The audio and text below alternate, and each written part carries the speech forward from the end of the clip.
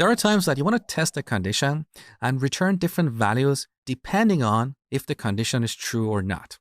For example, let's take a look at our orders table. Let's say we want to classify our orders into two categories, active and archived. If the order is placed in the current year, we want to put it in the active category. Otherwise, we want to put it in the archived category. Earlier in the course, you learned how to do this using the union operator. You wrote two select statements, one to get the active orders and another to get the archive orders. And then you combine the results using the union operator. We can achieve the same result using the if function, but with less code. Here's how it works. We call the if function and give it an expression to test. If this expression evaluates to true, this function will return this value. Let's call it the first value. Otherwise, it will return the second value. Whatever this value is, it can be a string, it can be null, it can be a number, it can be a date, it can be anything. So let's see this function in action. I'm going to select a couple of columns from the orders table, order ID and order date from the orders table. Now here we want to add another column, and this is where we use the if function. So here we pass a test expression. We want to check to see if the order is placed in the current year. You learned how to do this earlier in this section. So we get the year of order date and compare it with the year of current date time. If this expression evaluates to true, we want to return active. So we pass another argument to the if function, that is active. Otherwise, we want to return archived.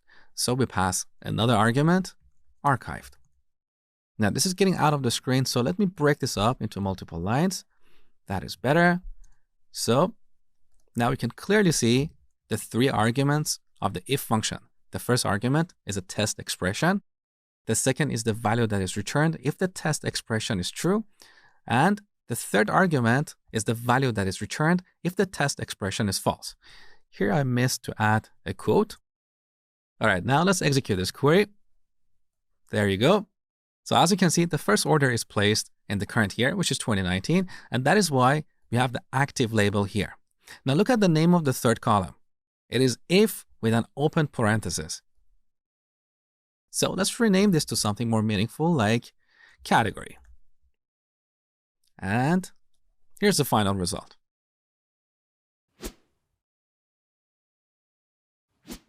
Now here's your exercise for this tutorial. Write a query to produce this result. So here we have 4 columns, product ID, name, the number of times each product has been ordered, and this frequency column, which is based on what we have in the orders column. If a product has been ordered more than once, in the frequency column, we have many times. Otherwise, we have once. Spend a couple of minutes on this exercise and then come back, continue watching. All right, just like always, we simplify a problem by breaking it down into smaller and easier to solve problems.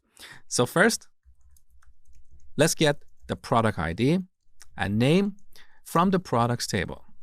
Products. Okay, our query is working up to this point. Beautiful. Next, we need to add a column to display how many times each product has been ordered. We can get that information by joining the products table with the order items table. So here, we join this with the order items table using the product ID column. Now to get the count, here we call the count aggregate function and rename the column to orders. Now, because we have used an aggregate function here, we need to group by these 2 columns. So group by product ID and name. Let's execute the query one more time. Beautiful. Now we know how many times each product has been ordered. Finally, let's add the last column. And this is where we're going to use our if function. So if, now what is our test expression?